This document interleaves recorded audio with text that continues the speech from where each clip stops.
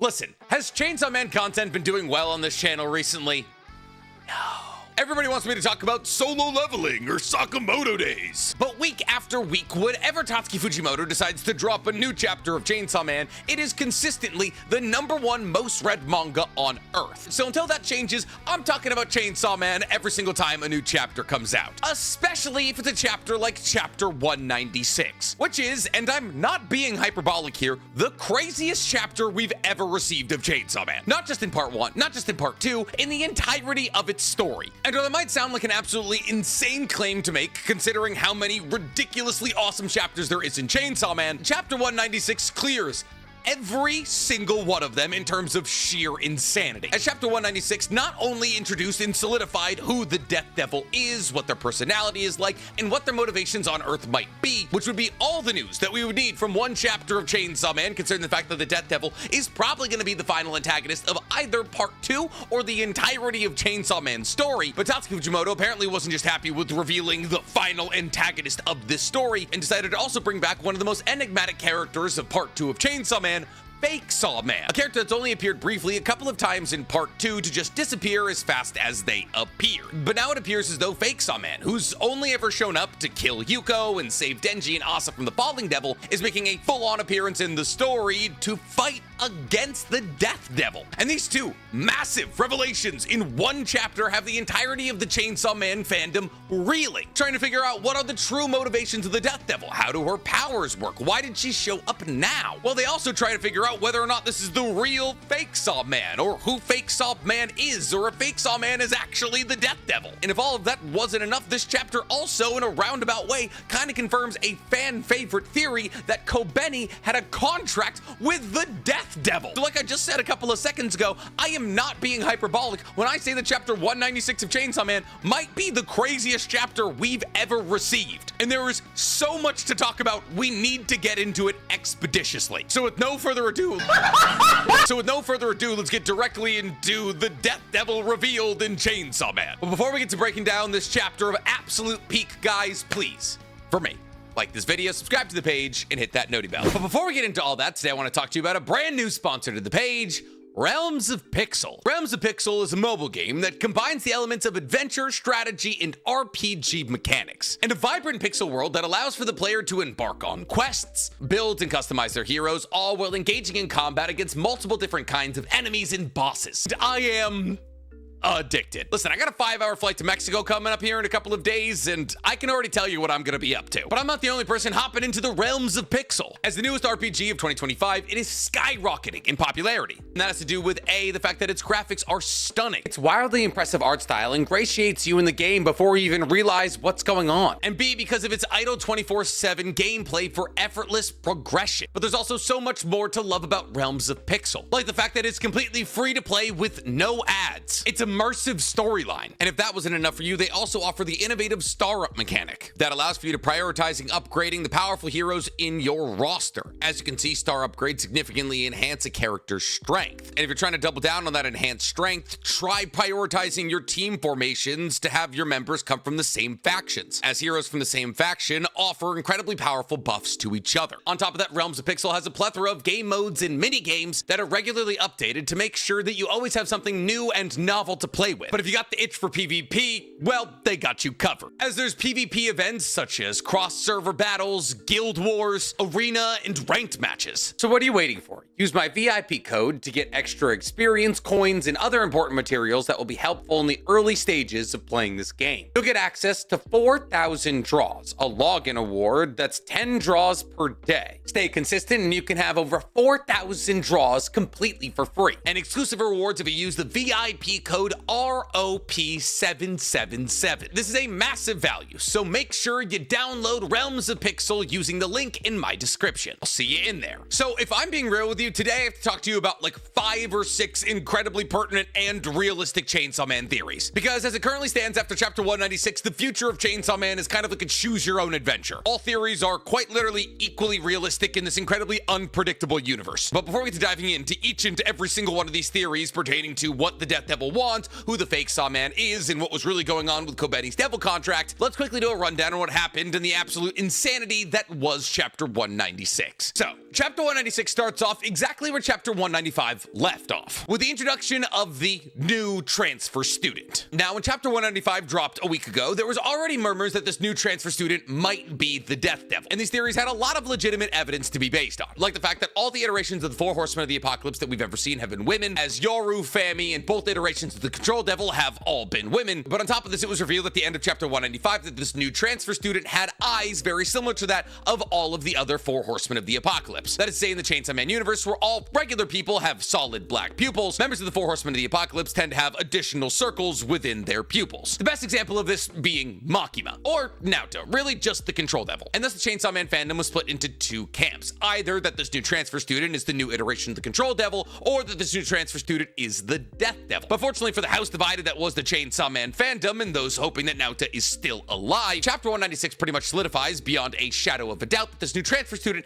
is in actuality the Death Devil and not the third iteration of the Control Devil. But we'll get to why that is in a second. But like I was saying, Chapter 196 starts off where Chapter 195 left off, with the new transfer student introducing herself to the planning committee of Denji/Asha/Fami's high school as they try to plan their high school festival. Now, this new transfer student does not do a good job of ingratiating herself with her fellow students, as immediately after being introduced, she blurts out, I don't know how to say this, but I feel really, really bad for you guys. However, as weird as an opening as this is, all of the members of the planning committee immediately ignore her, going back to planning their festival like they're just regular high school students. And this confuses the new transfer student, who begins crying so incredibly aggressively that unfortunately none of the students of the planning community have the option to ignore her. And so one of the boys from the planning committee walks up to her to try to ease her worries, asking her if she has any interest in helping them plan their school festival. And this new transfer student, who's failing all of the quick time events that are going to help her make friends at this new high school, answers with, well, if I can save you guys with that, then maybe, to only quickly be cut off by the guy trying to help her out by saying, okay, well then can you take those trash bags to the incinerator for us,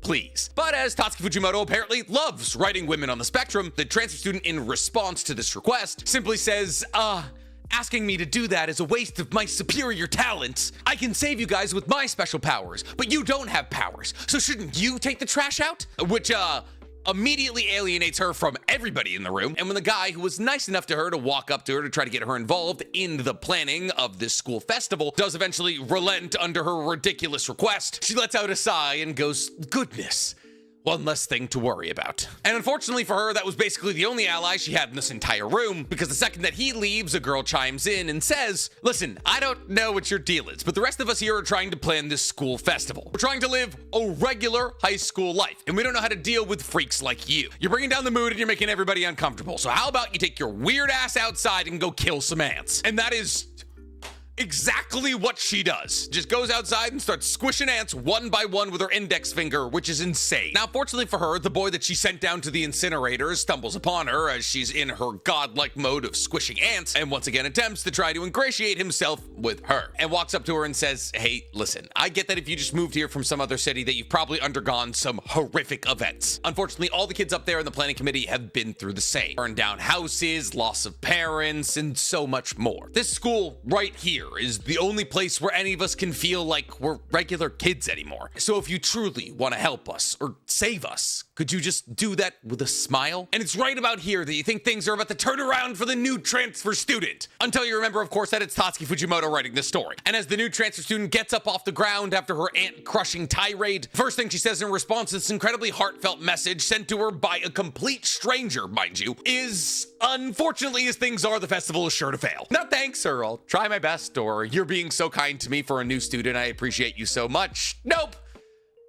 The festival's gonna fail. But I have the powers to save you. And it's in this moment right here that the new transfer student is almost 100% certified to be the Death Devil, as she stops crying for one moment and one moment alone as she places her palm against the forehead of the boy who's trying to reach out to her and says, through death, I will release you from your suffering. Now, while technically this doesn't 100% certify that she is the Death Devil, as really any devil who has their hand on your head has the capacity to kill you, while Tatsuki Fujimoto does write a very unpredictable manga, there are definitely facets slices of this manga that are specifically tailored to tell you exactly what's going on. And Tatsuki Fujimoto saying, "through death," when the entirety of part 2 has been hyping up towards the reveal of the Death Devil, it seems fairly obvious that this high school-aged girl who has 4 Horsemen of the Apocalypse eyes is going to be our Death Devil. And that brings us smack dab to the first theory we're going to be talking about today. See, because if we are sitting here and assuming that this new transfer student is the Death Devil, then what is she currently trying to do to the boy who tried to reach out to her? I mean, yes, it seems fairly obvious that she plans on killing him, and it also seems fairly obvious that that plan requires her to touch him. But what could that possibly teach us about the potential of the Death Devil's abilities? Well, in order to answer that question, we have to look at how the abilities of the other 4 Horsemen of the Apocalypse work. Well, at least we have to look at how the abilities of the Control Devil and the War Devil work, because we've never seen Fami fight. Unfortunately for us and all theorizers out there, the way that the Control Devils and the War Devil's abilities work are actually very similar to each other. See, the Control Devil, aka Makima or Naota, has a unique ability amongst devils that allows for her to control anybody that she believes is under her. And therefore, anybody that the Control Devil genuinely believes is lesser than her, she's able to fire a chain into and control, allowing the Control Devil to either control their body like a puppet, but like Makima did for people like Katana Man, Reze, and Angel, or simply, and most likely what could be identified as an easier way to compartmentalize as much strength as possible, the Control Devil is also able to strip away and use the abilities of anybody she believes is lesser than her, which is how Makima was able to use things like Bang against Power and Angel's year-based weapons. Now, fundamentally, the abilities of the War Devil work very similar to this. That is to say that if the War Devil, or Yoru, believes if something or somebody is hers, she's able to turn that something or somebody into a weapon. Whether that be a pen, a notebook, an apartment, or a boyfriend, whatever the War Devil believes genuinely belongs to her, she's able to turn into a weapon. And rather interestingly, we've seen both of these abilities scale in power relative to how strong the person using them is. The abilities of the Control Devil were massively more powerful in the hands of Makima than they were in the hands of Naota. And we've seen over the course of part 2, Yoru's strength multiplying many times over, with one of the most important upgrades in Yoru's entire kit being the fact that Yoru doesn't actually have to touch things anymore to turn them into weapons, so long as she believes that they are hers. And this was shown to us in the scene where Asa and Yoru were taking a bath, and Asa was able to pull a bar of soap to her and turn it into a knife. And thus, if we're moving forward with the idea that the 4 Horsemen of the Apocalypse abilities all hinge on perception, and at their weakest start as abilities that require physical touch, but eventually are able to graduate beyond that, then that aligns perfectly with what we're currently seeing from this new transfer student, or the Death Devil. As it looks like currently that the Death Devil is at a level of power that requires her to believe that she's saving somebody before she's able to kill them. That is to say, in less complicated verbiage, if the Death Devil believes that she is saving somebody, she's able to kill them with something as simple as a touch. Kind of like how the Control Devil is able to control somebody if she believes she's greater than them, and how the War Devil is able to turn somebody into a weapon if she believes she owns them. But an important aspect of this is that it currently requires physical touch to implement this death, a restraint that we've seen applied to weaker iterations of both the War Devil and the Control Devil's abilities, which seems to imply that the Death Devil is probably at the weakest that we're ever going to see her. But as time progresses, so will her power, until eventually she's able to undergo a power upgrade, much akin to Yoru's power upgrade, that will allow for her to be able to kill people from a distance so long as she believes she's saving them. And if this power scales exponentially, like Makima's or Yoru's, if the Death Devil is able to delude herself into believing that she could save the entire world by killing them all, she stands as a quite literal global threat. However, maybe fortunately for us, and definitely fortunate for the guy who's got the Death Devil's palm on his forehead, before the Death Devil is able to save this boy who is trying to save this girl, a mysterious figure appears on top of the high school. And that mysterious figure has chainsaws. But as we know from chapter 195, in a situation very similar to the first time that we ever saw fake Sawman, Denji's off dicking around with Asa right now. Who could this chainsaw-laden, shadowy figure be? Well, it's further solidified that it's definitely not Denji, as this chainsaw-esque man starts going on a diatribe that is very un-Denji-like, as he says, "Listen up. Somebody's calling for help. With a heart that burns to right wrongs, I've come from the depths of hell. Engine revved and ready." This chainsaw man then jumps from the roof of the high school down to the ground where the Death Devil and this boy are. And as he does his full superhero landing, the transfer student slash Death Devil looks down upon him and says, "I'll save you too." But this mysterious hero, who apparently doesn't want their speech interrupted, continues on by saying, "Defeating devils with devil powers. Delivering justice with the power of justice. That's right, my name is Chainsaw Man! And with the last page of chapter 196, we see somebody who is absolutely not our Chainsaw Man. A horrific amalgamation of torn up organs, flesh capes, and stacked chainsaws. This Chainsaw Man not only looks nothing like Denji's Chainsaw Man, but also looks nothing like the fake Saw Man that we've seen twice in part 2. In fact, this Chainsaw Man looks more like the Hell Devil had a baby with the aging devil than Denji. And thus, on top of the mystery of who is this transfer girl, how do her powers work, and what does she want with the globe, the Chainsaw Man fandom is also trying to figure out what exactly is going on with this possibly new fake Saw Man. And as somebody who's been poring over Chainsaw Man Reddit forums all morning, the community has given hundreds, if not thousands, of possible answers. And as somebody who's poured through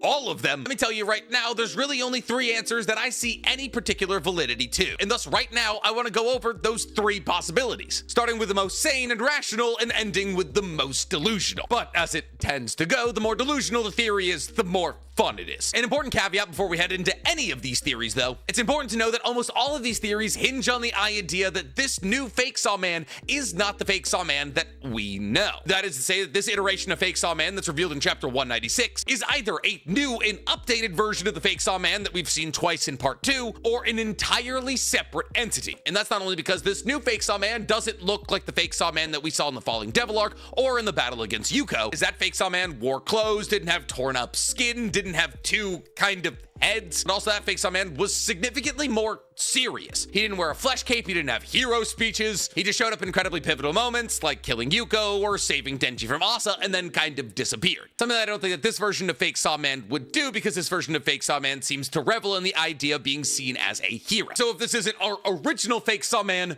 who is it? Well, the first theory that I believe to be the most rational and therefore probably the most realistic is that this version of fake Saw Man is a human who, like Yuko, became contracted with the Fire Devil. See, for those of you who don't remember the beginning of part 2 of Chainsaw Man, I can't say I blame you, it was literally years ago. The first real antagonist of part 2 that Asa ever had to deal with, back when she was really the only protagonist of Chainsaw Man, was what many believed to be the Justice Devil. The Justice Devil who made a contract with what was effectively Asa's only friend in high school, Yuko. And because Yuko and Asa had been subject to bullying, the idea of being contracted to the Justice Devil and doling out justice to the bullies of both Yuko and Asa was an idea that Yuko liked, and therefore she became contracted to what she believed was the Justice Devil. Now, this did just lead to her going on a massive killing streak that ended up killing a large swath of Asa and Yuko's high school, and all of these events eventually led to what was effectively our first fight of part 2, which was Asa and Chainsaw Man against Yuko. Now, after Yuko assumed her devil form, she could only ever really talk about the idea of dispensing justice. However, over the course of the fight, it was eventually revealed that Yuko actually hadn't made a contract with the Justice Devil, and rather it was the Fire Devil pretending to be the Justice Devil. Now, all of this becomes eventually irrelevant when Yuko is eventually defeated and then actually killed by fake Saw Man, but the circumstances revolving around Yuko's death and how it has anything to do with fake Saw Man are still a huge mystery. Why was fake Saw Man so interested in finishing what Asa and Denji didn't? And why was the Fire Devil trying to masquerade as the Justice Devil? Well, none of these questions were ever answered. We might be in the process of getting those answers right now. See, because kind of like how we're able to deduce the fact that this new transfer student is the Death Devil based off the fact that she said, "Through death, I'll be able to save you," fake Saw Man also says something very interesting in his giant hero speech, which lies in the second sentence of his speech, "with a heart that burns to right wrongs." Now, the usage of burns here is an interesting word. Yes, of course, my heart burns for revenge is something that's said kind of all the time in anime, but I do believe that Tatsuki Fujimoto is trying to send us a message here by drawing our minds to the idea of fire surrounding this character. On top of this, his fake Saw Man later goes on to say, "fighting for justice with the power of justice." And while that might seem like a throwaway, stupid line, delivering justice with the power of justice makes it seem as though that this fake Saw Man genuinely believes that it has the power of justice, which means within the confines of the Chainsaw Man universe that this fake Saw Man may either have a contract with the Fire Devil thinking it's the Justice Devil, or it might actually just have a contract with the Justice Devil, and therefore everything that went on with Yuko and the Fire Devil pretending to be the Justice Devil could actually have just been set up for this right here, the reveal of the actual Justice Devil. But the usage of burn and justice twice in the hero speech makes me genuinely believe that this is most likely the Fire Devil once again masquerading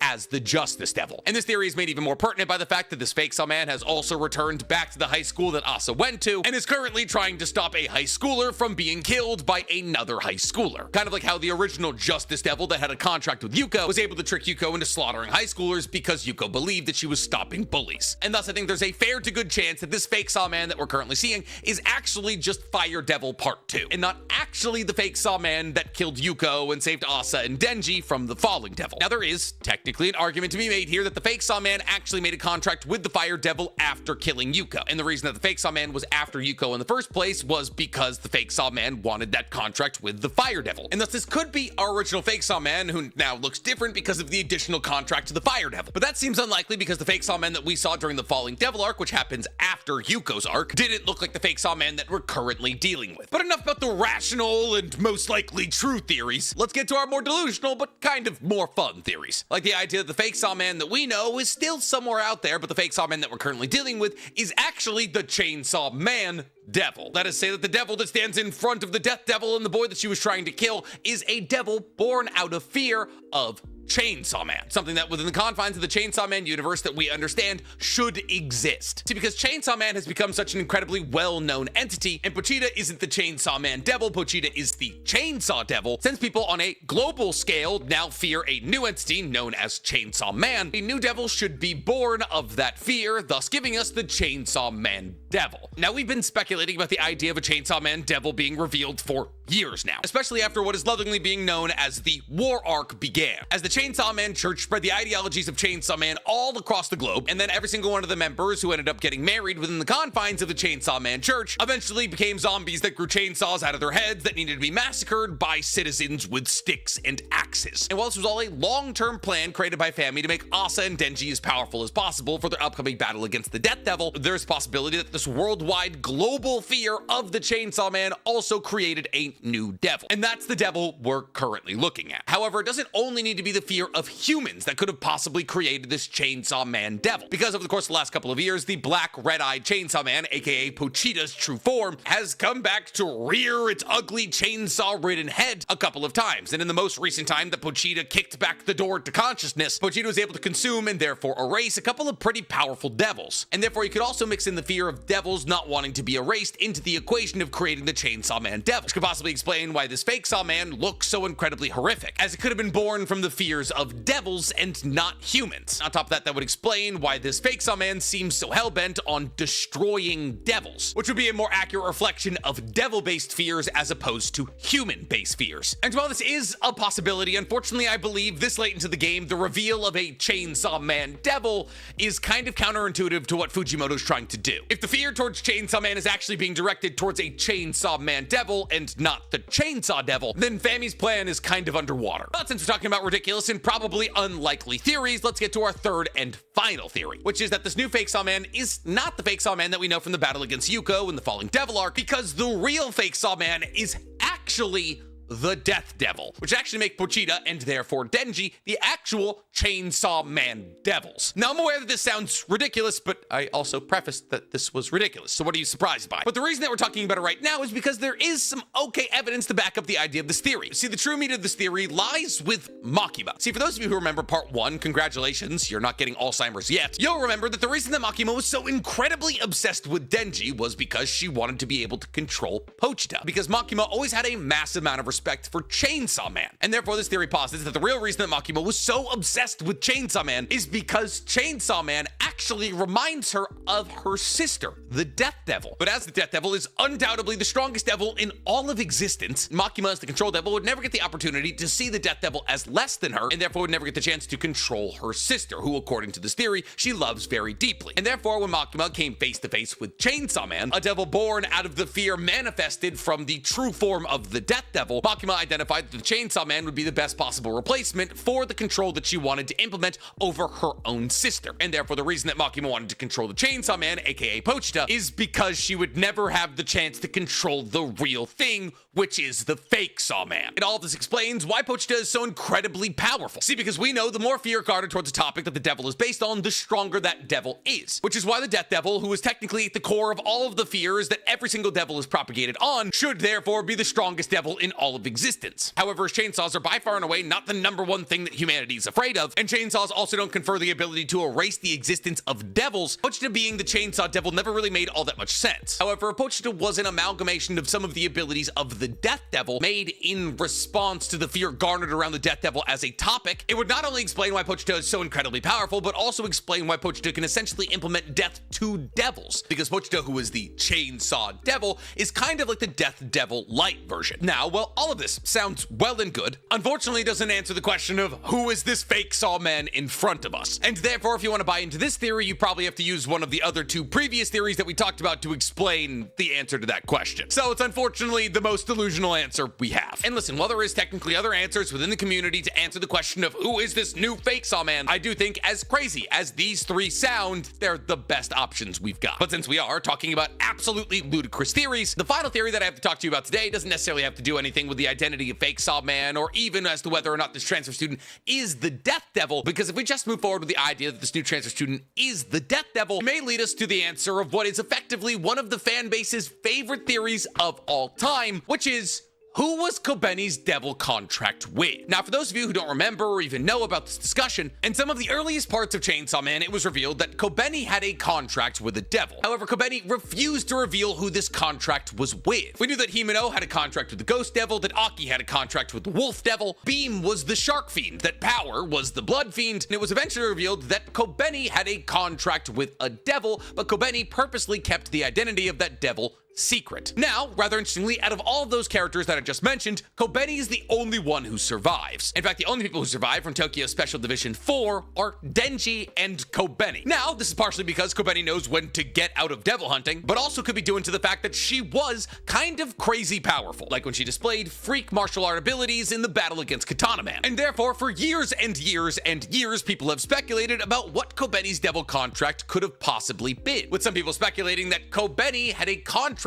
with the most powerful devil of all, the Death Devil. And now that we've effectively laid eyes on the Death Devil for the first ever time and seen her demeanor, it seems as though that theory has more legs than it ever had before. See, Kobeni is known for 2 things: her terrible date with Chainsaw Man and crying every opportunity she gets, but also, in a lesser sense, for locking in moments where she's saving people that she cares about, like when she locked in the battle against Katana Man to save Denji. And now that we've seen that the Death Devil spends basically every minute that they're not about to kill somebody crying, ironically, her demeanor lines up with one person and one person alone within the confines of the Chainsaw Man universe, and that one person is Kobeni. And so, while it is absolutely not an important plot point coming from chapter 196, the literal cherry on top of this chapter is the fact that we may now know once and for all who Kobeni's devil contract was with. And somehow, someway, Kobeni's devil contract was with the strongest devil in existence, which I guess would explain how she managed to survive not only being a part of Tokyo Special Division 4, but also a date with the black red-eyed Chainsaw Man. And if all of that doesn't convince you that this is the greatest chapter of Chainsaw Man we've ever been given, then I got nothing for you. But I'm curious to hear from you guys. What do you think are the answers to all of these lingering questions in Chainsaw Man? Is this new transfer student the Death Devil? Who is this fake Sawman? And who was Kobeni's devil contract with? Tell me in the comments below. And while you guys are down there, please, for me, like this video, subscribe to the page, and hit that noti bell. And listen, if this video doesn't do well, we might have to stop talking about Chainsaw Man.